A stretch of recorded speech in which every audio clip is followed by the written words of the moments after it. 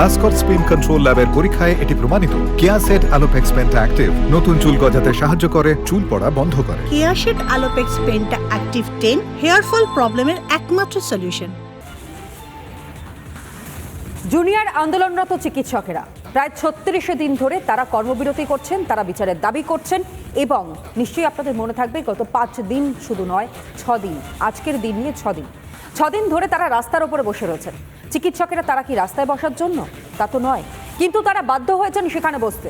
গতকাল আমরা ছবি দেখলাম যারা চিকিৎসকদের নিয়ে রীতিমতন প্রশ্ন তুলছেন, যারা বলছেন যে তাদের কোনো সদিচ্ছা ছিল না বৈঠকে বসার, ঠিক এইরকমভাবে হাত জোর করে তারা দাঁড়িয়েছিলেন। বারংবার তারা আবেদন করেছেন যে একটাবার আমাদের কথা শুনুন, যে দাবি নিয়ে আমরা এসেছি আমাদের সেই দাবিটা আপনারা শুনুন। কি দাবি করছি আমরা? গোটা রাজ্যের মানুষ সেই দাবি করছেন, গোটা দেশের মানুষ সেই দাবি করছেন।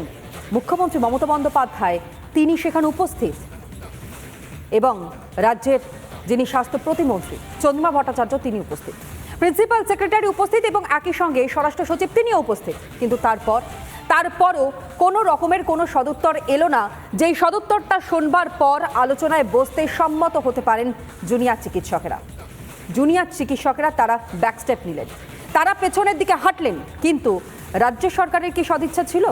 রাজ্য সরকার চাইলে কি পারতো না গতকাল বৈঠক করতে? নানান আছিলায় সেই বৈঠক ভেস্তে দেওয়া হলো। এমনকি রাজ্যের যিনি স্বাস্থ্য প্রতিমন্ত্রী তিনি বললেন দেরি হয়ে গিয়েছে, এখন আর সম্ভব নয়। সত্যিই কি দেরি হয়ে গিয়েছে? যারা আন্দোলন করছেন দীর্ঘদিন ধরে, মাস পেরিয়ে গিয়েছে, দিনের পর দিন পেরিয়ে গিয়েছে, ঝড় জল বৃষ্টি উপেক্ষা করে তারা রাস্তায় রয়েছেন। 4 দেওয়ালের মধ্যে তো তারা নেই, তারা এসির হাওয়াটুকুনি পর্যন্ত খাচ্ছেন না। কিন্তু তাদের কথা কারা ভাবলেন? প্রশ্ন তো উঠছে খুব স্বাভাবিকভাবেই। অন্যদিকে সিবিআই এর জলে আপনারা জানেন ইতিমধ্যেই 2 জন, একদিকে সন্দীপ ঘোষ, অন্যদিকে টালা থানার ওসি অভিজিৎ মণ্ডল। ঘটনা প্রবাহটা গতকালের একবার আপনাদের সামনে রাখি, দেখুন। আমি তো তোমাদের বলেছি যেহেতু কোর্টে ব্যাপারটা বিচারাধীন আছে, তোমাদের মিনিটস আমি করে দেবো, ভিডিওটা আমি আজকে দিতে পারবো না। স্থান আলাদা হলেও চিত্রনাট্য একই। বৃহস্পতিবার নবান্নে যা হয়েছিল একই ঘটনার পুনরাবৃত্তি হলো কালীঘাটেও। বাড়িতে ডেকেও লাইভ স্ট্রিমিং এর দাবি মানলেন না মুখ্যমন্ত্রী মমতা বন্দ্যোপাধ্যায়। ভিডিওটা আমি আজকে দিতে পারবো না, আমি মিনিটস করে দেবো। বৃষ্টিতে ঠায় দাঁড়িয়ে থাকাই সার হলো জুনিয়র ডাক্তারদের। বাইরে বেরিয়ে আন্দোলনকারীদের স্বচ্ছতার দাবি সরাসরি নাকচ করলেন মুখ্যমন্ত্রী নিজেই। আমি তো তোমাদের দেখো, আজকে কিন্তু অনুরোধ তোমাদের কাছ থেকে এসেছিল, কারণ আমি ওখানে যাওয়ার পর সেখানে কোথাও লাইভ স্ট্রিমিং এর কথা লেখা ছিল না এবং আমরাও করিনি। সত্যি তোমরা তো বুঝবে এখানে একটা সিকিউরিটির ব্যাপারও আছে, যেহেতু কোর্টে ব্যাপারটা বিচারাধীন আছে, তোমাদের মিনিটস আমি করে দেবো, ভিডিওটা আমি আজকে দিতে পারবো না, আমি মিনিটস করে দেবো। মুখ্যমন্ত্রী দুয়ারে জোরহাত করে রইলেন চিকিৎসকরা। জোরহাত করে পাল্টা অনুরোধ করলেন মুখ্যমন্ত্রী। শেষে অসম্মানিত হয়েছেন বলে প্রচ্ছন্ন হুঁশিয়ারিও দেওয়ার চেষ্টা করলেন, তবু চিকিৎসকদের টলাতে পারলেন না কিছুতেই। যারা যারা আসতে চান তারা দয়া করে আসুন। তাহলে আপনারা যদি নাই এসে বাড়িতে মিটিং করেন, তাহলে আপনারা আমাদের চিঠি দিলেন কেন? এত অসম্মান কেন করছেন? অনেক অসম্মান করছেন আপনারা। আগেও 3 দিন আমি 2 ঘন্টা করে অপেক্ষা করেছি। নিরুপায় হয়ে যখন চিকিৎসকরা রাজি হলেন লাইভ স্ট্রিমিং ও ভিডিওগ্রাফি ছাড়াই আলোচনায় রাজি, তখন বেশি সময় পেরিয়ে যাওয়ার অজুহাত দেখিয়ে ফিরিয়ে দেওয়া হলো আন্দোলনকারী চিকিৎসকদের। আমরা 36 দিন বসে আছি ম্যাম, আমরা 36 দিন বসে আছি।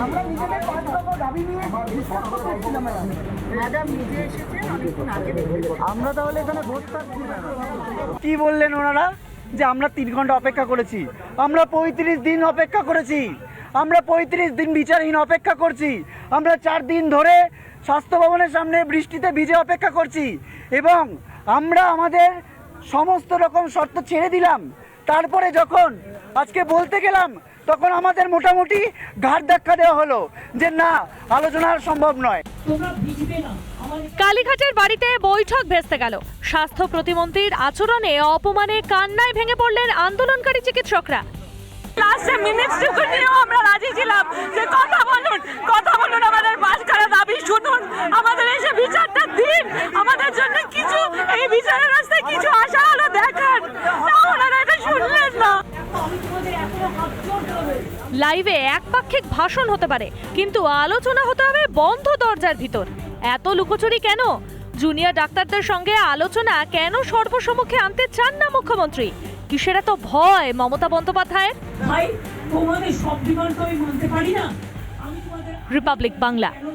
আমি ভিডিও তোমাদের কাছে আজকেই দিতে পারছি না। ছবিটা দেখলেন, যেখানে আন্দোলনরত জুনিয়র চিকিৎসকরা চোখে জল ফেলছেন। তারা একটাই কথা বলছেন, দীর্ঘদিন ধরে তো আমরা আন্দোলন করছি, কাদের জন্য করছি? প্রত্যেকের সুরক্ষা, প্রত্যেকের নিরাপত্তা, সেই কারণের জন্যই তো করছি। আমরা তো আর শুধুমাত্র আমাদেরটা দেখছি না। তাহলে যখন গোটা দেশের মানুষের, গোটা রাজ্যের মানুষের কথা আমরা তুলে ধরছি, তাহলে কেন আমাদেরকে এরকমভাবে চোখের জল ফেলতে হবে? কেন আমাদেরকে এইরকমভাবে ঘাড় ধাক্কা দিয়ে বের করে দেওয়া হবে শুধুমাত্র সময়ের অজুহাত দেখিয়ে? যে সময়টা অত্যন্ত গুরুত্বপূর্ণ, এবং সময়টা কেন গুরুত্বপূর্ণ আলোচনায় যত আসবো ততই হয়তো আপনাদের কাছে আরও পরিষ্কার হবে। যারা এই মুহূর্তে আমাদের সঙ্গে আলোচনায় উপস্থিত রয়েছেন, প্রথমে তাদের সঙ্গে পরিচয় পর্ব সারি। আমার সঙ্গে স্টুডিওতে উপস্থিত রয়েছেন ডক্টর শাগনিক মির্জা, আন্দোলনকারী চিকিৎসক। স্বাগত জানাই। গতকাল তুমি উপস্থিত ছিলে যখন কালীঘাটে গিয়েছিলে তোমরা, এবং একই সঙ্গে উপস্থিত যারা রয়েছেন পরিচয় করাই doctor Ranjan Bhattacharya, joint secretary IMA Bengal. আপনাকেও স্বাগত জানাই। এবং আমাদের সঙ্গে কিছুক্ষণের মধ্যেই আমরা পেয়ে যাব প্রাক্তন NSG কর্তা দীপাঞ্জন চক্রবর্তীকে। তবে আমাদের সঙ্গে এই মুহূর্তে রয়েছেন আরও একজন বিশিষ্ট ব্যক্তি, অর্থাৎ গবেষক মৌমিতা চক্রবর্তী। আপনাকেও স্বাগত জানাই আজকের এই আলোচনায়। আমি সবার প্রথম তোমাকে দিয়ে শুরু করব। তার কারণটা হচ্ছে একটাই। দেখো শাগনিক, তোমরা গিয়েছিলে গতকাল, তোমাদের একটা সদিচ্ছা তো নিশ্চয়ই ছিল যে কারণের জন্য তোমরা গতকাল গিয়েছিলে। অন্যদিকে মমতা বন্দ্যোপাধ্যায়েরও যে সদিচ্ছা নেই সেটাও বলা যাবে না। গতকাল তিনিও কিন্তু চলে এসেছিলেন একেবারে সরাসরি তোমাদের ওই অবস্থান মঞ্চে। কিন্তু দুটোর মধ্যে যে সময়টা, যে সময়ের কথা বলা হচ্ছে, প্রথমে মুখ্যমন্ত্রীর আসা, পরবর্তী সময় তোমাদের কালীঘাটে যাওয়া, এবং তারপরে আরও একটা সময় ফ্যাক্টর হয়ে দাঁড়াচ্ছে, সেটা হচ্ছে তোমরা নাকি অনেকটা সময় দেরি করে ফেলেছো, যে কারণের জন্য আর বৈঠকটা সম্ভব নয়। তোমরা তো ব্যাকস্টেপ নিয়েছিলে, রাজ্য সরকার কি পারতো না যে আর একটুখানি পিছনে সরতে? এখন শুরুতে বলে রাখি যে আজ আমাদের দিদির বিচার না পাওয়ার 37তম দিন, এবং স্বাস্থ্য ভবনের সামনে আমাদের অবস্থানের 5 দিন থেকে পেরিয়ে আমরা 6 দিনের দিকে যাচ্ছি। এখন কালকের ঘটনার অভিজ্ঞতায় আমরা আজও এখনও বিপর্যস্ত। তারপর কাল যা যা হয়েছিল আমরা যদি একটু দেখি, কাল সকালে আমরা, তুমি তো উপস্থিত ছিলে, কি কি হয়েছিল একটু বলো তো। আমি একদম সকাল থেকেই বলছি। সকাল থেকে মুখ্যমন্ত্রী এলেন, এবং মুখ্যমন্ত্রী এসছেন এবং তার সদিচ্ছা দেখে, এবং তার মানে তিনি যে তার চেয়ারকে সম্মান জানিয়ে আমরা চেয়েছিলাম যে মিটিংটা হোক, তাই আমরা মেল করি, এবং ওখান থেকে মানে রিপ্লাই আসে যে 15 জনের, এবং আমরা মিলে মানে পরিষ্কারই লিখে দিই আমরা ট্রান্সপারেন্সি বজায় রেখে উনি যেখানে চাইবেন, যখন চাইবেন আমরা মিটিং করতে প্রস্তুত, বৈঠক করতে প্রস্তুত। এবং তারপরে আমাদের রিপ্লাই আসে যে কালীঘাটে যেতে হবে, এবং চিফ সেক্রেটারি থেকে রিপ্লাই আসে কালীঘাটে যেতে হবে 15 জন প্রতিনিধি নিয়ে। এখন আমরা আগেই বলেছি যে আমাদের ইতিমধ্যে 26টা সরকারি মেডিকেল কলেজ, বেসরকারি মেডিকেল কলেজ আরও প্রায় 5-এর বেশি, তাহলে 15 জন প্রতিনিধি আমাদের সম্ভব নয়, আমাদের সংখ্যাটা 30-এর বেশিই ছিল। আমরা প্রথমে যাই এবং গিয়ে বলি যে আমাদের মানে আমরা বৈঠক করতে চাই, এবং আমরা 5 দফা দাবি নিয়েই বৈঠক করতে চাই, এবং আমরা লাইভ স্ট্রিমিং চাই। তখন সরকারি আধিকারিকদের থেকে জানানো হয় যে লাইভ স্ট্রিমিং সম্ভব নয়, কারণ এটা ওনার বাসভবনে বৈঠক ডাকা হয়েছে। আমরা সেটা মেনে নিই যে ঠিক আছে, লাইভ স্ট্রিমিং সম্ভব নয়। তখন আমাদের থেকে দাবি জানানো হয় যে ঠিক আছে, লাইভ স্ট্রিমিং সম্ভব নয়, মেনে নিলাম, ওনারাও একটা ভিডিওগ্রাফি করুন। আমরা আমাদের সাথে আমাদের ভিডিওগ্রাফার নিয়ে গেছি, যাতে স্বচ্ছতাটা বজায় থাকে, যে স্বচ্ছতা বৈঠকে বজায় কি থাকে। হয়েছে। এবং ওনার বলা হয় যে ওই যে CM এর প্রতি ওনার কি বিশ্বাস নাই? আমরা বলি না, CM এর প্রতি আমাদের অবিশ্বাসের কোনো জায়গা নেই, কিন্তু আমরা যে মানুষগুলি আমাদের উপর ভরসা রেখে 37 দিন আন্দোলন করছে, এবং রোদ জল ঝড় বৃষ্টি উপেক্ষা করে 5 দিন বসে আছে, তাদের প্রতি দায়বদ্ধতা থেকে আমরা ভিডিওগ্রাফিটা করতে চাই। তখন তারা রাজি হলেন না, যে আমাদের তরফ থেকে ভিডিওগ্রাফার রাখা যাবে না। তারপর আমরা বলি যে ঠিক আছে, আপনারাই ভিডিওগ্রাফি করুন, আমাদের একজন ভিডিওটা দেখুক, এবং আমাদের বৈঠক শেষে ভিডিওর একটি কপি দিয়ে দেওয়া হয়। সরকারি আধিকারিকরা নিজেদের মধ্যে আলোচনা করলেন, এবং তারা বললেন নাকি তারা CM এর সাথেও আলোচনা করেছেন, মাননীয় মুখ্যমন্ত্রীর সাথেও আলোচনা করেছেন, এবং বললেন যে এটাও নাকি সম্ভব নয়। তারপর কিছুক্ষণ পরে এসে দেখলাম যে মাননীয় মুখ্যমন্ত্রী তিনি নিজে এলেন, এবং তিনি এসে বললেন যে আমরা যেন বৈঠকে বসি, কিন্তু যে সাবজুডিস ম্যাটার উনি ভিডিও আমাদের দেবেন সুপ্রিম কোর্টের অনুমতি পাওয়ার পর। আমরা বললাম যে আমাদের ভিডিওটা দিতে অসুবিধা কোথায়, আমরা যাদের কাছে ভিডিও থাকবে সেই নাম ফোন নাম্বার আমরা দিয়ে যাব, আমরা যদি আমরা এই ভিডিও বাইরে লিক আউট হবে না, যদি হয় আপনি যা ব্যবস্থা নেবেন। উনি বললেন চা খেয়ে যাও, আমরা বললাম যে আমরা তো চা খেতে আসিনি, আমরা যে আমাদের দিদির বিচার চাইতে আসছি এবং এসেছি। এবং উনি আবার ওখানেও বললেন যে আমরা নাকি রাজনীতি করতে এসেছি। আমরা অত রাজনীতি বুঝি না। তারপর আমরা আবার নিজেদের মধ্যে আলোচনা করি এবং আমরা জানি যে যেহেতু মাননীয় মুখ্যমন্ত্রী নিজে আমাদের বলেছেন, আমরা তাতেই রাজি হই এবং আমরা তাতে রাজি হয়ে বলি ঠিক আছে, আমাদের মিটিংয়ের মিনিটস দিলেই হবে, আমরা তাতেও বৈঠক করতে চাই। কারণ আমাদের একমাত্র উদ্দেশ্য এখন এই যে অচলাবস্থা চলছে সেই অচলাবস্থা সেটা তোমরা কাটাতে চাইছো, একেবারে পরিষ্কার। কিন্তু তার প্রেক্ষিতে দাঁড়িয়ে আমরা দেখলাম যে গতকাল মুখ্যমন্ত্রী মমতা বন্দ্যোপাধ্যায় অত্যন্ত মানবিক, আমি নিঃসন্দেহে বলবো এই কথাটা, তার কারণ তিনি গতকাল ছুটে এসেছিলেন অবস্থান মঞ্চে এবং তিনি এসে বলেছেন মুখ্যমন্ত্রী হিসেবে তিনি উপস্থিত থাকেননি, তিনি উপস্থিত থেকেছেন শুধুমাত্র একজন অভিভাবিকা হিসেবে, অর্থাৎ দিদি হিসেবে। বিকেলে যেই ছবিটা আমরা দেখতে পেলাম, একজন সাধারণ বাড়ির মায়েরা বা বড় যারা বয়োজ্যেষ্ঠ যারা থাকেন যেরকম ভাবে তারা আচরণ করেন, যারা ছোটরা যায় ঠিক সেই রকম ভাবেই তিনি বাড়ির বাইরে আসলেন এবং এসে বললেন তোমরা এরকম ভাবে ভিজছো, আমার দেখে কষ্ট হচ্ছে। সত্যিই তাই, তার হয়তো কষ্ট হচ্ছে, এরকম ভাবে ছোট ছোট ছেলেমেয়েরা তারা এতক্ষণ ধরে ভিজছেন। এবং তার পরবর্তীতে তিনি বললেন তাহলে তোমাদের মধ্য থেকে দু একজন যারা আসতে চাইছো তারা এসো, যাদের সঙ্গে আলোচনা করা সম্ভব। এটা দ্বিতীয় নম্বর পয়েন্ট। এবং তৃতীয় নম্বর পয়েন্টে তিনি বলছেন যে তাহলে তোমরা এসে চাটা অন্ততপক্ষে খেয়ে যাও। কিন্তু আসল যে বিষয়টা সেটা কোথাও গিয়ে কি ধামাচাপা পড়ে গেল না? বক্তব্যটা শোনাই মমতা বন্দ্যোপাধ্যায়, আপনাদের সামনে রাখি, দেখুন। প্লিজ এসো তোমরা, আমি তোমাদের অনুরোধ করবো তোমরা এসো। যদি মিটিং করতে ইচ্ছে না করে তোমরা একটা চা খেয়ে যাও এবং দরকারে তোমরা যারা ভিজেছো আমার কাছে কাপড় জামা আছে, আমি তোমাদের দিয়ে দিচ্ছি জামা কাপড় কিছু, তোমরা ভিজো না, এটা তোমাদের কাছে আমার রিকোয়েস্ট থাকবে। মমতা বন্দ্যোপাধ্যায়ের বক্তব্য রাখলাম। আর এই মুহূর্তে আমাদের সঙ্গে আলোচনায় যোগও দিয়েছেন প্রাক্তন এনএসজি কর্তা দীপাঞ্জন চক্রবর্তী। আমি প্রত্যেকের কাছে আলোচনায় যাওয়ার আগে স্বাস্থ্য ভবনের ছবিটা একবার আপনাদের সামনে রাখি। তুলিকা আমাদের প্রতিনিধি এই মুহূর্তে আমাদের সঙ্গে রয়েছে। তুলিকা, গতকাল বৈঠক হয়নি, তারা সত্যিই হতাশ এবং তারা সেই হতাশাকে একদিকে যেমন রাখছেন ঠিক অন্যদিকে সিবিআই ইতিমধ্যে এই ধর্ষণ এবং খুনের ঘটনায় গ্রেফতার করেছে দুজন। সুতরাং এই গোটা বিষয়টাকে তারা আজকের এই সকালে দাঁড়িয়ে কিভাবে দেখছেন?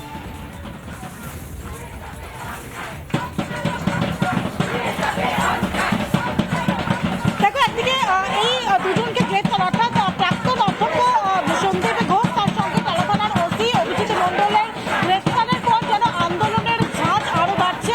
এই মুহূর্তে প্রথমে সেই ছবিটা একটু দেখানোর চেষ্টা করবো। তুমি দেখতে পাচ্ছ এই মুহূর্তে জুনিয়র চিকিৎসক থেকে শুরু করে যারা সাধারণ মানুষরা রয়েছে তারা সকলেই কিন্তু এই আন্দোলনে সামিল হয়েছে।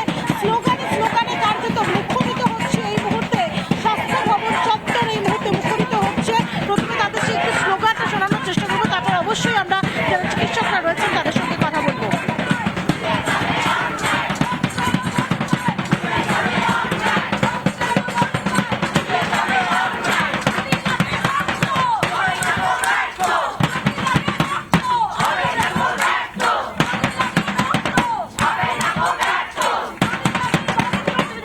একদিকে স্লোগান চলছে, স্লোগানের সঙ্গে আমরা একটুখানি কথা বলবো যারা যারা চিকিৎসকরা রয়েছেন, যারা যারা রয়েছেন সাধারণ মানুষরা রয়েছেন, অবশ্যই আমরা তাদের সাথে একটু কথা বলার চেষ্টা করবো। এখানে আরও অনেকে রয়েছে, আমি একটুখানি বলবো মুহিতকে সেই জায়গায় একটুখানি যাওয়ার জন্য, তার কারণ এখানে অনেক চিকিৎসক রয়েছে যারা এখানে এই মুহূর্তে রয়েছেন, তাদের সঙ্গে একটু কথা বলার চেষ্টা করবো। যে একদিকে আপনাদের কি আন্দোলনের ঝাঁজটা তাহলে কি আরও বাড়ছে? একদিকে গতকাল সন্দীপ ঘোষ এবং কালা থানার ওসিকে গ্রেপ্তার করা হলো। আমার মনে হয় যে আমি এটা বলার মতো জায়গায় নেই। সব থেকে ভালো হয় যে এই মুভমেন্ট তৈরি হওয়া যেখান থেকে, যে একটা মেয়ের ওপর অত্যাচার এবং সেটা সরকারি প্রতিষ্ঠানে, এইটা আপনারা জানুন। যে কোনো এখানে মেয়ে রয়েছে, সিবিআই যেরকম গ্রেপ্তার করেছে এই দুজনকে, আপনারা কি যে বিচার চাইছেন, বিচার কি তাহলে মানে হচ্ছে, আস্থা কি থাকছে? হ্যাঁ, সিবিআই এর প্রতি তো নিশ্চয়ই একটা আস্থা থাকছে।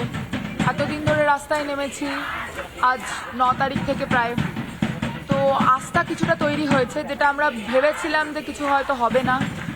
আর এই আন্দোলন তো আপনারা দেখতেই পাচ্ছেন যে শুধু ডাক্তারদের আন্দোলন আর নেই, এটা গণ আন্দোলনে পরিণত হয়েছে। তো সিবিআই এর ওপর আমরা আস্থা হারালে চলবে না, আছে আস্থা। একদিকে প্রমাণ লোপাটের অভিযোগে গ্রেফতার করা হয়েছে গতকাল এই দুজন ব্যক্তিকে, সন্দীপ ঘোষ এবং টালা থানার ওসি অভিজিৎ মণ্ডল। যেটা বারবার আপনারা বলে আসছিলেন প্রমাণ লোপাট করা হয়ে থাকতে পারে, সেটাকেই কি শিলমোহর করলো এটা?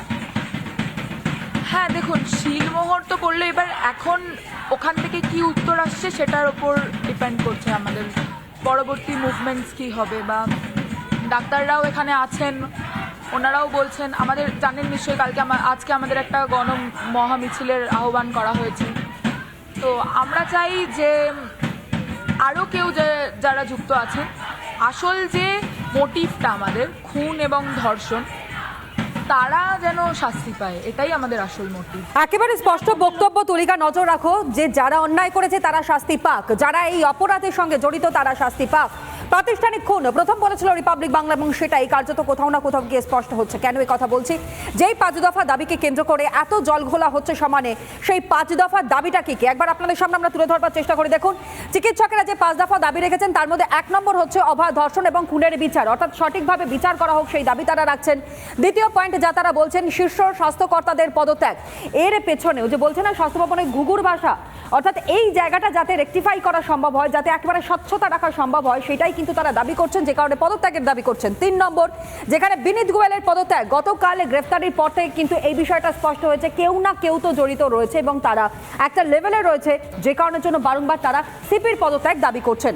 পাশাপাশি 4 নম্বর, নিরাপত্তা বাড়ানো হোক, আর যাতে ভবিষ্যতে এইরকম কোনো ঘটনা না ঘটে, যাতে কেউ না সাহস পায়, সেই কারণের জন্য নিরাপত্তা বাড়ানো হোক, এই দাবি 5 দফার মধ্যে রাখা হয়েছে। এবং 5 নম্বর দাবি আপনাদের সামনে রাখি, যেখানে হুমকি সিন্ডিকেটের তদন্ত করা হোক। যেই হুমকি সিন্ডিকেটের অভিযোগ ইতিমধ্যে বিরূপাক্ষ বিশ্বাস, অভিক দে সহ আরো একাধিক ব্যক্তির বিরুদ্ধে সামনে উঠে আসছে। আর এখান থেকে আমি একটু মমিতা দেবীর কাছে যাওয়ার চেষ্টা করি, যে 5 দফা দাবি আন্দোলনরত জুনিয়র চিকিৎসকেরা রাখছেন, তারা কি সত্যিই ভুল করছেন? এই দাবিগুলো কি ন্যায্য নয়, যুক্তিসঙ্গত নয়? যে সমস্ত দাবিগুলো রাখছেন সেগুলো তো ডেফিনেটলি যুক্তিসম্মত, কিন্তু কথাটা হচ্ছে আমার একটা জিনিস খুব মাথার মধ্যে বারবার ঘোরাফেরা করছে, যেখানে মাননীয় মুখ্যমন্ত্রী আমাদের শিখিয়েছেন আন্দোলনে কিভাবে নামতে হয়। উনি বারবার নিজে বলছেন যে উনি ছাত্র আন্দোলনের সাথে যুক্ত ছিলেন, সেই জায়গা থেকে উনি লাইভ স্ট্রিমিংয়ে আসতে চাইছেন না, যেটার পেছনে কোথাও হলো একটা রাজনৈতিক স্মেল কিছু একটা আছে বলে ধরে নিচ্ছি, কারণ সামনেই 2026 আসছে। তো হয়তো উনি এমন কিছু করতে চাইছেন, এমন কিছু বলতে চাইছেন যেটা উনি কমফোর্টেবল নন সাধারণ মানুষের সামনে আসুক।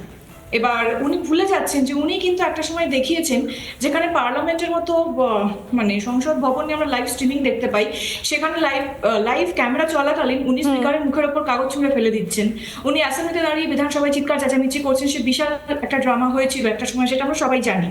উনি অন ক্যামেরা দামামা বাজিয়ে প্রেসিডেন্টকে স্বাগত জানাচ্ছেন, উনি গরবা ডান্স করছেন, উনি বিভিন্ন সেলিব্রিটিদের বাড়িতে যাচ্ছেন, উনি প্রেসের সামনে দাঁড়িয়ে বলছেন যে আমি মুকেশের বাড়িতে মুকেশের ছেলের বিয়েটা খেতে যাচ্ছি। এরকম আমরা ওনার সমস্ত কার্যকলাপ, সেটা কন্ট্রোভার্সিয়াল হোক বা ওনার যাবতীয় বক্তব্য আমরা সমানে মিডিয়ার সামনে দেখতে পাই, ওনাকে খুব ঘটা করেই সেগুলো মানে কোনো না কোনো জায়গায় গিয়ে কোনো মিল পাওয়া যাচ্ছে না। মানে সেই সময় দাঁড়িয়ে বিরোধী নেত্রী, পরবর্তী সময় মুখ্যমন্ত্রী, এবং আজকের এই অবস্থান, কোনো জায়গায় কোনো সুতোতেই বাধা সম্ভব হচ্ছে না। আমি রঞ্জন বাবুর কাছে আসার আগে দীপঞ্জন বাবুর কাছে যাব।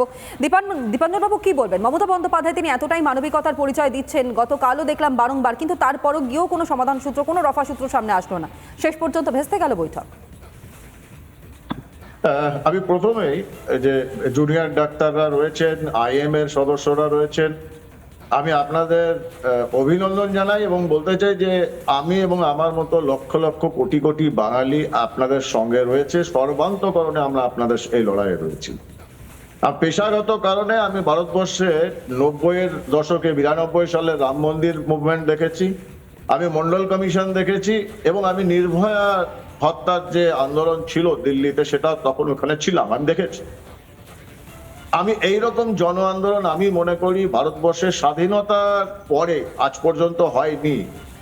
গান্ধীর নেতৃত্বে যে অসহযোগ আন্দোলন ছিল, সিভিল ডিসওবিডিয়েন্স, অলমোস্ট সেই রকম একটা অবস্থা, এবং ওখানে গান্ধী ছিল, এখানে জুনিয়র ডাক্তাররা আপনারা প্রত্যেকে গান্ধী, আপনারা আপনাদের রাস্তা ছাড়বেন না, আপনারা সত্যের রাস্তায় রয়েছেন। এবার coming back to your point, আমি একটা কথা বলি জুনিয়র ডাক্তারদের বারবার, যে অনেকে বলবে ঘুঘুর ভাষা, আমি শিওর তনয়া তুমিও বললে ঘুঘুর ভাষা, এটা ঘুঘুর ভাষা কিন্তু অত্যন্ত ক্ষুদ্র হয়ে গেল। এটা সীমাহীন দুর্নীতির একটা অচলায়তন। এই অচলায়তন, এই প্রাসাদকে ভেঙে ফেলা এত সহজ নয়, সময় লাগবে। এবার কামিং ব্যাক টু মুখ্যমন্ত্রী, 8-এর দশক থেকে ওনাকে দেখছি, ওনার রাজনীতি ফলো করি, দেখি ওনার পুরো রাজনৈতিক জীবনটা এবং এখন প্রশাসনিক পদে এসেও সব থেকে বেশি যেটাকে উনি দুটো গুরুত্ব দেন, একটা হচ্ছে মিথ্যাচার আর একটা হচ্ছে দ্বিচারিতা। এই যে বারবার মানে তার মানে দীপাঞ্জন বাবু এই দুটোকে ভর করেই রীতিমতন এই দুটোর ওপর ভরসা করেই তিনি এখনো পর্যন্ত সেই জায়গায় রয়েছেন। এই প্রশ্নটা নিয়ে আমি ফিরছি, তার কারণ এখন এই মুহূর্তে একটা ছোট্ট বিরতি নেবার আমাদের সময় হয়ে গিয়েছে সেই কারণে। তবে এই প্রশ্নতে আমি ফিরবো, আপনার কাছেই ফিরবো, ছোট্ট একটা বিরতি নিয়ে ফিরছি এখন।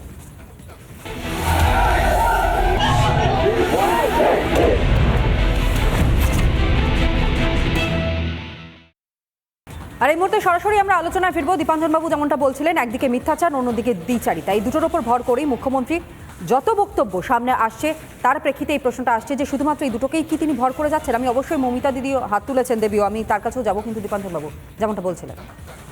হ্যাঁ, এবার আমি বলি যে দ্বিচারিতাটা কোথায়। পরিষ্কার যেটা বলছেন, উনি বারবার মিথ্যা কথা বলছেন। সম্ভবত একজন মৌমিতা, উনি উদাহরণ দিচ্ছিলেন লোকসভা বা বিধানসভা ইত্যাদি, ওগুলো বিচারাধীন বিষয় কিন্তু নয় কোনো মতে। এবার দেখি মমতা ব্যানার্জি বিচারাধীন বিষয়ে কোথায় কোথায় মন্তব্য করেছেন। ওনার শিক্ষামন্ত্রী, শিল্পমন্ত্রী পার্থ চট্টোপাধ্যায় অ্যারেস্ট হলো, সিবিআই ইডি হাতে, বিচারাধীন বিষয় মন্তব্য করলেন, পার্থ নির্দোষ। অনুব্রত মণ্ডল অ্যারেস্ট হলো, সিবিআই এর হাতে, অনুব্রতকে বাঘের সম্মান দিলেন, বিচারাধীন বিষয়। বালু মল্লিক অ্যারেস্ট হলো, ওনার খাদ্যমন্ত্রী দুর্নীতির মামলায়, বালু মল্লিককে উনি সার্টিফিকেট দিলেন, বিচারাধীন বিষয়। শেখ শাহজাহান থেকে শুরু করে আরাবুল, সব জায়গায় উনি বিচারাধীন বিষয় নাক গলান। কিন্তু আমাদের এই চিকিৎসকদের, জুনিয়র চিকিৎসকদের যে সর্বৈব সত্য খাঁটি যে দাবিগুলো রয়েছে, সে দাবি নিয়ে কথা বলবেন না। যেটা সুপ্রিম কোর্ট বলেছে, আমরা একটা জিনিস যেন ভুলে না যাই, যেটা বারবার বলা হচ্ছে যে এই জুনিয়র ডাক্তারদের যে নিরাপত্তা, এই নিরাপত্তা কিন্তু 4টে সিআইএসএফ বা 4টে সিভিক ভলেন্টিয়ার পুলিশ দিয়ে হবে না।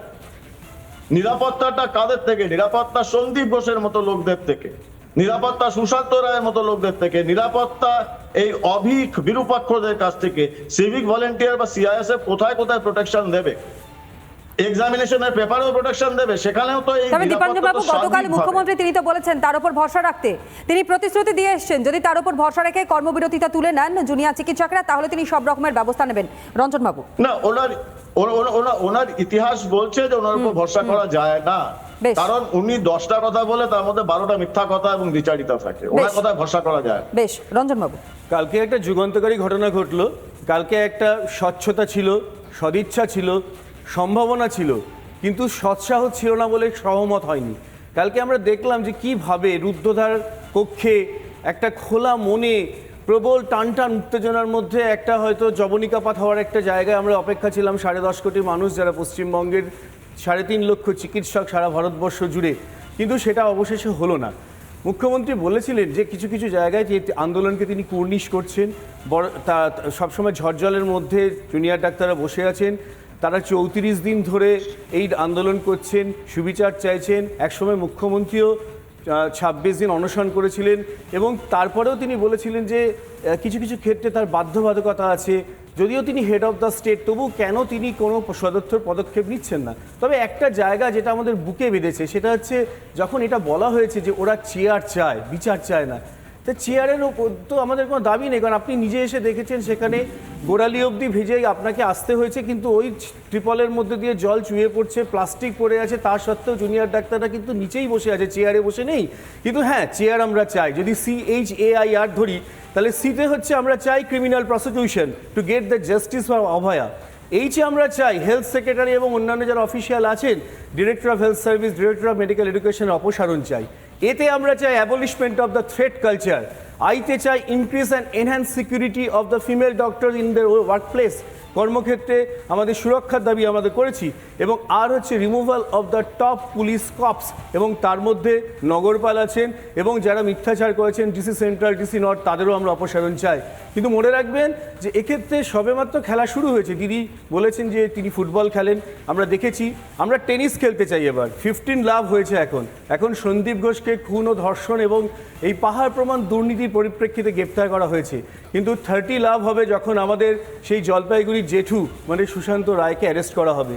তারও উপরে রয়েছেন একজন মাননীয় বিধায়ক যিনি উত্তরপাড়ায় আছেন, যিনি পশ্চিমবঙ্গ রাজ্য মেডিকেল কাউন্সিলের সভাপতি, ভূতপূর্ব সর্বভারতীয় সভাপতি 2004-2005-এ ডক্টর সুদীপ্ত রয়, এবং সর্বশেষ এস যেটা হবে, যেটা আমরা সেই সেট পয়েন্টটা পাবো, সেটা হচ্ছে সেই গোলপার্কের বিশিষ্ট অস্থিরোগ বিশেষজ্ঞ চিকিৎসক যিনি প্রভূত ক্ষমতার অধিষ্ঠানী। তাহলে এই সেট পয়েন্ট থেকে আমরা গেম পয়েন্ট পাবো, কিন্তু ম্যাচ পয়েন্ট তখনই আসবে যখন আমার বোনের বিচার হবে। এই বোনের একদম। বিচার না হলে আমরা কিন্তু খেলা ছাড়ছি না। বেশ, মমিতা দেবী কিছু বলবার জন্য হাত তুলেছিলেন। আমি দীপাঞ্জনদার কথা সূত্র ধরে বলবো যে ডেফিনেটলি উনি একজন অসম্ভব মিথ্যাচারিতা, উনি প্রচন্ডভাবে মিথ্যাচারিতা করছেন এবং দ্বিচারিতা করছেন। তার সাথে দুটো প্রশ্ন এখানে উঠে আসে। কালকে যদি ভিডিওটা আমরা দেখি, ওনার একটা মন্তব্য পাওয়া যায় যে উনি জোর গলায় বলছেন যে এখানেতে দোষীরা কেউই আমার বন্ধু নয় এবং কেউই আমার শত্রু নয়। এই কথাটা আমার মনে হয় যে উনি সত্যি ঠিকই বলেছেন, কারণ ওনার বয়সী তো কেউ নয়। আজকে দোষীরা যারা আছে তারা তো ওনার স্নেহভাজন, স্নেহধন্য।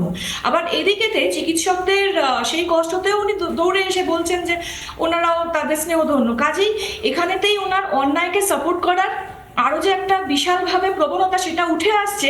এই দোষীদের উনি বলছেন বন্ধুও নয় শত্রুও নয়, তাহলে রাজ্যের হয়ে উনি এতগুলো অ্যাডভোকেট কেন নিয়োগ করেছেন সুপ্রিম কোর্টে যদি দোষীরা তাদের বন্ধু না হয়ে থাকেন?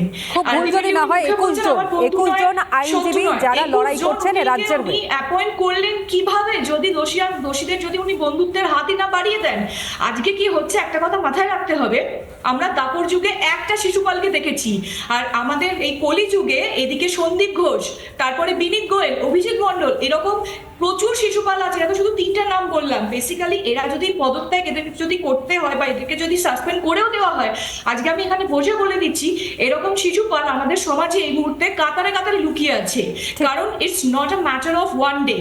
এই টোটাল ব্যাপারটা যে শেকড়টা বিস্তৃতি হয়েছে সমাজের মধ্যে, এটা একটা মানে হিউজ প্রসেস, আর এটা অনেক দিন ধরে তৈরি করা হয়েছে। কাজেই এটা একজনের বা দুজনের বা 3জনের পদত্যাগে রাতারাতি ভাবে আমরা পুরো মূলটাকে উঠে ফেলে সমাজকে শুদ্ধতে পারবো না। আর একটা খুব ইম্পর্টেন্ট কথা যেটা আমার মাথায় এলো, আজকে আমাদের ডক্টর ফ্রেন্ডসরা যেটা করছেন আন্দোলনটা, আমি 100% শিওর এটা শুধুমাত্র ওনারা ওনাদের সুরক্ষার জন্য করছেন না, এটা সমাজের সার্বিক সুরক্ষার কারণে ওনারা আজকে গলা তুলেছেন। কিছুদিন আগে আমরা দেখেছি ডিএ আন্দোলন কর্মীরা কিভাবে গলা তুলেছেন। আজকে আমি আপনাদের চ্যানেলে বসেই বলেছিলাম মাসখানেক আগে যে পশ্চিমবঙ্গে খুব তাড়াতাড়ি গৃহযুদ্ধ লাগতে চলেছে, সিভিল ওয়ার, এবং এখনো যদি সিস্টেম থেকে চেঞ্জেস না আসে তাহলে কিন্তু এই আন্দোলন আরো মারাত্মক আকার ধারণ করবে, একটা বিভৎস কাণ্ড হবে। কাজেই এখনো সময় আছে। এখানেই তো প্রশ্ন যে সিস্টেম চেঞ্জের কথা বলছেন, কিন্তু সিস্টেমের মধ্যে যারা রয়েছেন তাদেরকে চেঞ্জ করার কি প্রয়োজনীয়তা নেই দীপাঞ্জন বাবু? সেই জন্যই আমি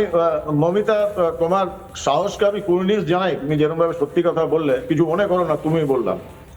দেখো, আমি একটা পরিষ্কার কথা বলি যে মুখ্যমন্ত্রী এই যে পুরো ব্যাপারটা হচ্ছে না, আমি খুব দুর্ভাগ্যজনক ভাবে আমি বলতে বাধ্য, আমার ব্যক্তিগত মতামত, অভয়া বা তিলোত্তমা সে কিন্তু একটা কোলাটারাল ড্যামেজ। সমস্যাটা হচ্ছে সিস্টেমটা নিয়ে।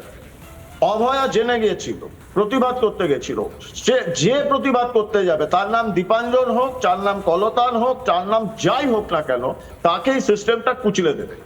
আর সমস্যাটা হচ্ছে এই পুরো, এদিকে মুখ্যমন্ত্রী বলছেন মানবিক মুখ, ওদিকে ওনার বিধায়ক লাভলি মৈত্র, হুমায়ুন কবির, তারা চেষ্টা করছে নাকি হোয়াটএভার নর্থ বেঙ্গলের, তারা ডাক্তারদের গণশত্রু বানানোর চেষ্টা করছে, পাবলিক গণপিটুনি দেওয়ার চেষ্টা করছে। এই যে কনসেপ্ট, এইটাই হচ্ছে ওনার দ্বিচারিতা। একদিকে মানবিক মুখ দেখাচ্ছেন, আরেকটা জিনিস আমি জুনিয়র ডাক্তারদের বলবো, বি ভেরি কেয়ারফুল। আমি জানি আপনারা অত্যন্ত শিক্ষিত, সচেতন, সুবিবেচক, সুশৃঙ্খল, কোন রকম প্ররোচনায় পা দেবেন না। ঠিক, কারণ আমার অ্যানালিসিস, কালকে উনি যেটা বলতে শুরু করেছিলেন যে আপনারা আমাকে অসম্মান করতে পারেন না, অসম্মানের কোনো জায়গা নেই, বারবার অসম্মানের কথা একদমই দীপাঞ্জন বাবু ভালো পয়েন্ট আপনি এখানে তুলে ধরেছেন। মমতা বন্দ্যোপাধ্যায় তিনি বলছেন বারংবার তাকে নাকি অপমান করা হয়েছে, চূড়ান্ত অপমানিত তিনি অনুভব করেছেন, তিনি ফিল করেছেন, এবং সেই অপমানের কারণটা ঠিক কি কারণের জন্য তিনি এরকম অপমান বোধ করলেন, একবার মমতা বন্দ্যোপাধ্যায়ের বক্তব্য আপনাদের সামনে রাখি। আসতে চান তারা দয়া করে আসুন। তাহলে আপনারা যদি নাই এসে বাড়িতে মিটিং করেন, তাহলে আপনারা আমাকে চিঠি দিলেন কেন? এত অসম্মান কেন করছেন? অনেক অসম্মান করছেন আপনারা। আগেও 3 দিন আমি 2 ঘন্টা করে অপেক্ষা করেছি, আমি যার জন্য আপনাদের কাছে নিজে ছুটে গিয়েছিলাম। প্লিজ এইটুকু রেসপেক্ট তো দেবেন। মুখ্যমন্ত্রী মমতা বন্দ্যোপাধ্যায়ের বক্তব্য আপনাদের সামনে রাখলাম। তিনি বলছেন আমাকে অপমান করা হচ্ছে এবং বারংবার তিনি অপমানিত হচ্ছেন, কিন্তু তারপরও তার সদিচ্ছা রয়েছে যে কারণের জন্য তিনি এই জুনিয়র চিকিৎসকদের সঙ্গে বসবার কথা ভাবছেন। এখনো পর্যন্ত তিনি কি পদক্ষেপ নিচ্ছেন সেটা কিন্তু তিনি এখনো পর্যন্ত স্পষ্ট করেননি। কিন্তু এখানে আরও একটা বিষয় রয়েছে যে মমতা বন্দ্যোপাধ্যায় বারংবার কথা বলছেন, কিন্তু এরই সঙ্গে মমতা বন্দ্যোপাধ্যায়ের স্নেহধন্য যাদেরকে ইতিমধ্যে গ্রেফতার করা হয়েছে আপনারা জানেন, কিন্তু এখানেও কি রাগঢাকের বিষয়টা সামনে আসছে একবার গ্রাফিক্যালি আপনাদের সামনে আমরা তুলে ধরবার চেষ্টা করি। দেখুন, আর কবে ভাববেন মুখ্যমন্ত্রী মমতা বন্দ্যোপাধ্যায়? তিনি ভাববার কথা বারংবার বলছেন। যেখানে অভয়া খুনের 1 মাস পার হয়ে গিয়েছে, এখনো পর্যন্ত রাস্তায় এই বিচারের দাবিতে আন্দোলনকারী জুনিয়র চিকিৎসকেরা, অসংখ্য সাধারণ মানুষ, নাগরিক সমাজে তারা পথে রয়েছেন। পরেরটা দেখুন, স্বাস্থ্য ভবনে ডাক্তারদের ধর্নার 5 দিন এবং আজ নিয়ে 6 দিন, অর্থাৎ 5 রাত 6 দিন তারা এখনো পর্যন্ত সেখানে অবস্থানে রয়েছেন। পুলিশ কমিশনার, স্বাস্থ্য সচিবের পদত্যাগের দাবি চিকিৎসকেরা তারা জানিয়েছেন। কেন জানিয়েছেন সেটা আস্তে আস্তে কিন্তু পরিষ্কার হচ্ছে। সবে তো একজন, অর্থাৎ ওই যে বলছে না কান টানলে মাথা আসবে, হয়তো একটা জায়গায় টান পড়েছে, আরও অনেকটা বাকি রয়েছে। পরেরটা দেখাই আপনাদেরকে। আর কবে ভাববেন মুখ্যমন্ত্রী? কেন এই প্রশ্নগুলো বারংবার সামনে আসছে? যেখানে স্বাস্থ্য অধিকর্তা, স্বাস্থ্য শিক্ষা অধিকর্তার পদত্যাগের দাবি পর্যন্ত জানানো হয়েছে, কিন্তু মুখ্যমন্ত্রী মমতা বন্দ্যোপাধ্যায় তিনি কিন্তু গতকাল বলেছেন সবকিছু তার কান পর্যন্ত যায় না, তিনি সবকিছু জানেন না। এমনকি টেন্ডার দুর্নীতি হোক বা রোগী কল্যাণ সমিতির থেকে কি কি দুর্নীতি হচ্ছে সে সমস্ত কিছু তিনি জানেন না। স্বাস্থ্য অধিকর্তার পাশাপাশি স্বাস্থ্যে দুর্নীতিমুক্ত প্রশাসনের দাবিও জানিয়েছেন তারা, অর্থাৎ চিকিৎসকেরা। তারা তো বুঝতে পারছেন দুর্নীতি হয়েছে, কিন্তু মুখ্যমন্ত্রী মমতা বন্দ্যোপাধ্যায় তিনি সত্যিই কিছু জানেন না। হুমকি সিন্ডিকেট এবং সেই হুমকি সিন্ডিকেট বন্ধেরও দাবি জানানো হচ্ছে, কিন্তু ওই যে মমতা বন্দ্যোপাধ্যায় কিছুই জানেন না। কি আশ্চর্যকর লাগছে না শুনতে? রঞ্জনবাবু, এখানেই তো প্রশ্নটা উঠে আসছে যে মুখ্যমন্ত্রী মমতা বন্দ্যোপাধ্যায় তিনি কিছুই জানেন না। তিনি স্বাস্থ্যমন্ত্রী, তিনি স্বাস্থ্যের দায়িত্বে রয়েছেন, অথচ যে কোথায় টেন্ডারে দুর্নীতি হচ্ছে, কে কোথায় কাজ পেয়ে যাচ্ছে, কিভাবে কোনো পদে তারা পেয়ে যাচ্ছে, তিনি সবটাই বলছেন। তারা নাকি একটা ওই প্রসেসের মধ্য দিয়ে এসছে। তার কাছে যদি কোনো খবরই না থাকে তাহলে সেটা তার ব্যর্থতা নয়। দেখুন, আমি মনস্তত্ত্বের দিক থেকে যদি বলি তাহলে একটাই চেকমেট বা সিচুয়েশন রয়েছে যেখান থেকে বেরিয়ে আসার চেষ্টা হেড অফ দ্য স্টেট করছেন। কিন্তু আমাদের দিকে যদি ঘুরিয়ে দেওয়া হয় এবং একটা খালি চেয়ারগুলো দেখিয়ে দেখানো হয় যে জুনিয়র ডাক্তার আসেননি, অথচ আমাদের সদিচ্ছা ছিল জুনিয়র ডাক্তারদের কাছে উনি 1টার সময় এসছেন, 4:10 রিটার্ন মেল গেছে এবং মনোজ পান্ত চিফ সেক্রেটারি যখন 5:08 রেখে পাঠিয়েছেন 6টার মধ্যে, ওই 52 মিনিটের মধ্যে 32 জন ডাক্তার কিন্তু ওখানে পৌঁছেছে। তাই সদিচ্ছার কোনো অভাব ছিল না। কিন্তু এখানে যেভাবে একটা ন্যারেটিভ ক্রিয়েট করা হচ্ছে সেখানে কিন্তু সম্পূর্ণ অন্য দিকে যায়। মনে রাখতে হবে 36 দিনে দাঁড়িয়ে এখনো মুখ্যমন্ত্রী মনে হচ্ছে যে ভাবতে হবে। দেখুন, মানে এতদিন ভাবার সময় তিনি পাননি, এটা মানা যায়? দেখুন, 29 জনকে যদি 2 লক্ষ টাকা ক্ষতিপূরণ দেওয়া হয়, আমাদের উপর এসমা জারি করার যে ভয় দেখানো হয়, প্রচ্ছন্ন হুমকি।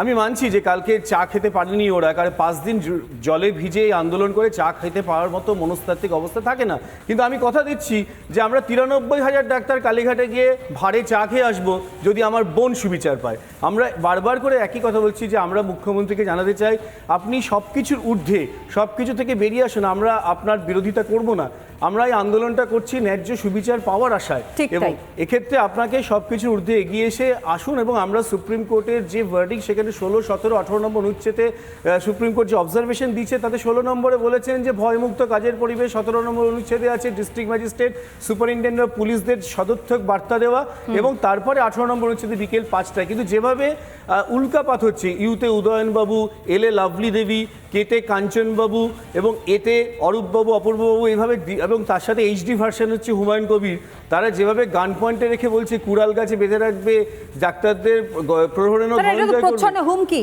এবং সেই প্রচ্ছন্ন হুমকিটা কি ভয় পাচ্ছ সাগ্নিক তোমরা? দেখুন, মানুষ যখন সঙ্গে থাকে তখন ওই 2-4 কি দিল, মানে কি বললো তাতে ভয় পাওয়ার কথা নয়। কিন্তু আমরা যখন আস্তে আস্তে আমাদের হসপিটালে ফিরে যাব, তখন তো আমাদেরকে ওই রাতে একজনকে ওয়ার্ডে ডিউটিতে থাকতে হবে। ঠিক, তখন আমাদের অভিজ্ঞতা তো ওয়ার্ডে ভিন্ন। এই নেতাদের দ্বারাই বিভিন্ন সময় বিভিন্ন ডাক্তারবাবুরা হেনস্থার শিকার হয়েছে। এবং উনি যা যা বললেন, আমরা যেটা বলতে চাই যে আমরা 3 ঘন্টা বৃষ্টিতে ভিজে অপেক্ষা করেছি এবং মানবিক মুখ্যমন্ত্রীর সব উদ্যোগকে আমরা ধন্যবাদ জানাই। কিন্তু তা সত্ত্বেও উনি আমাদের চা খেতে ডেকেছেন, উনি আমাদের জামা কাপড়ে দিবে বলেছেন। কিন্তু তা সত্ত্বেও আমরা একটি কথা বলতে চাই যে আমরা জানি বাঙালিরা অতিথিপরায়ণ হয়, কিন্তু কোনো বাঙালির বাড়িতে এমন অবস্থা কোনো অতিথির যেমন না হয় যে তারা 2 দিন গেছে তারপরও তাদেরকে দরজা বন্ধ করে বাড়িতে পাঠিয়ে দেওয়া হয়েছে। আশা করি পরের বার এই বাংলার মেয়ে এই ব্যাপারটা একটু মাথায় রাখবেন। বেশ, আমি দীপঞ্জন বাবুর কাছে যাবো। দীপঞ্জন বাবু, ইতিমধ্যে সিবিআই গ্রেফতার করেছে সন্দীপ ঘোষ, অর্থাৎ একদিকে দুর্নীতি এবং পাশাপাশি এই রেপ এবং মার্ডারের ঘটনায়, অভয়াকে হত্যার ঘটনায়। অন্যদিকে টালা থানার ওসি, তাকেও গ্রেফতার করা হয়েছে তথ্য প্রমাণ লোপাটের অভিযোগে। মনে হচ্ছে নাকি যে এর নেপথ্যে আরও কিছু রয়েছে? হ্যাঁ, নিশ্চয়ই। আমি আমার দীর্ঘ পেশাগত জীবন, এই আর্ম ফোর্সেস, ইউনিফর্ম ফোর্সেস জীবন থেকে বলি, টালা থানার ওসি নিজের দায়িত্বে কোনো মতে এটা করতে পারেন। ঠিক, উনি এক ধাপ উপর থেকে অর্ডার পেয়েছেন এবং সেখান থেকে ধীরে ধীরে ধীরে বিনীত গোয়েল অব্দি গেছে, এবং শুধু বিনীত গোয়েলের সে সাহস হবেন, এই সম্পূর্ণ ব্যাপারটা কালীঘাট থেকে হয়েছে। তো সিস্টেম বদলাতে গেলে আগে কালীঘাট বদলাতে হবে। আর এই ধমকি এসমার কথা বললে, ওনার ক্ষমতা থাকলে উনি এসমা জারি করুক, জুনিয়র ডাক্তারদের একজনের উপর আক্রমণ নেমে আসুক, তারপর উনি দেখবেন যে আগুন জ্বালানো কাকে বলে। সারা বাংলা নয়, ভারত নয়, সারা বিশ্বে আগুন জ্বলবে। ওনার ক্ষমতা থাকলে উনি এসমা জারি করুন, কারোর বিরুদ্ধে কোনো রকম মামলা করুন, তারপর আমরা বুঝে নেব। বেশ, একেবারে অনুষ্ঠানে যেহেতু শেষের দিকে আমি এসছি, আমি মমিতা দেবীর কাছেও যাব। মমতা বন্দ্যোপাধ্যায় তাহলে কি কোনো না কোনো জায়গা থেকে এই আন্দোলনটাকে ভয় পাচ্ছেন, যে কারণের জন্য তিনি নমনীয় হতে চাইছেন, কিন্তু তারপরে গিয়েও কোনো বাধ্যবাধকতা, হয়তো দুর্নীতি বেড়াজাল যেভাবে তাকে পুরো আষ্টে পৃষ্ঠে বেঁধে রেখেছে, সেই কারণের জন্য তিনি পদক্ষেপ নিতে পারছেন না? দেখুন, ব্যাপারটা হচ্ছে কি, যেহেতু 2026 সাল এগিয়ে আসছে, ওনার প্রথম থেকে যদি আমরা একটু রাজনৈতিক ক্যারিয়ারগ্রাফটা দেখি, উনি প্রচন্ডভাবে, মানে I am sorry to say but I have to say this, কোথাও হলেও চেয়ারের প্রতি ওনার একটা অদ্ভুত টান, একটা অদ্ভুত, মানে বুঝতে পারি না এই টানটা ঠিক কিসের জন্য। এটা কি সত্যি সত্যি ঠিকঠাক করে কাজ করার জন্য, নাকি আমি শুধু চেয়ার নিয়ে বসে থাকবো, আমি কাউকে ছাড়বো না। এবার আমরা ছোটবেলা থেকে দেখি, আমরা মানে বাবা মা অনেক সময় ভুল করে থাকেন, সেই নিজেদের ভুলটা তারা মানে ধামাচাপা দেওয়ার জন্য আমাদের এসে বলে ললিপপ খাবে, লজেন্স খাবে, ক্যাডবেরি কিনে দেবো, এটা কিনে দেবো, সেটা কিনে দেবো, মানে আমাদেরকে প্রলোভন করে, মানে ললিপপ দিয়ে ভোলানোর চেষ্টা। মানে হ্যাঁ, মানে এখানে তাই হচ্ছে। চা খেতে ডাকছেন, চা খেতে গেলে তাদেরকে বলবে চলো চপমুড়ি খাই, একটু গান শুনিয়ে যাই, এসো একটুখানি গান গেয়ে দিই, তারপরে এসো একটুখানি এই দেখো আমার ছবি আঁকা, দেখো দেখো, এগুলো মানুষ ভুলে যাবে না, ললিপপ খাওয়া একটা এরকম ব্যাপার, বলছে এসো আমার জামা। বেশ, আমি এখান থেকে অনুষ্ঠান শেষ করবো। শালিনীকে দিয়ে তোমরা কি ভুলছো, যেভাবে তোমাদের সামনে ললিপপ ঘোরানো হচ্ছে, তোমরা কি ভুলছো এই গোটা বিষয়টি? আন্দোলন থেকে তোমরা সরে আসবার ভাবনা চিন্তা করছো, ভয় পাচ্ছো? আমার দিদির বিচার এখনো পাইনি, আমাদের 5 দফা দাবির একটি নিয়েও আলোচনা হয়নি, তাই আমাদের এই দাবি পূরণ না হওয়া অবধি, দিদির বিচার না হওয়া অবধি আমরা আন্দোলন থেকে সরে আসবো না। বেশ, এক লাইন আমি রঞ্জনবাবুকে দিয়ে শেষ করবো আজকের এই অনুষ্ঠানে।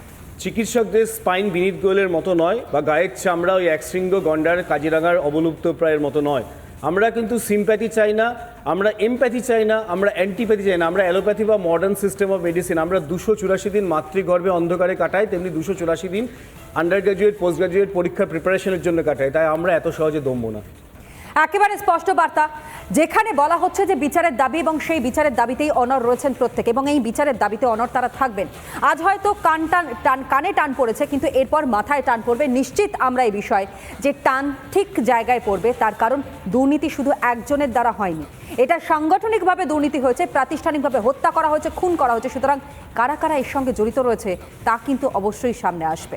আপাতত আজকের এই অনুষ্ঠান আমাদের এখানেই শেষ করতে হচ্ছে, তবে অন্যান্য সব ব্রেকিং খবরের জন্য অবশ্যই সিবিআই এর মুভমেন্ট কী রয়েছে সেটার জন্য আপনাদের নজর রাখতে হবে রিপাবলিক বাংলায়।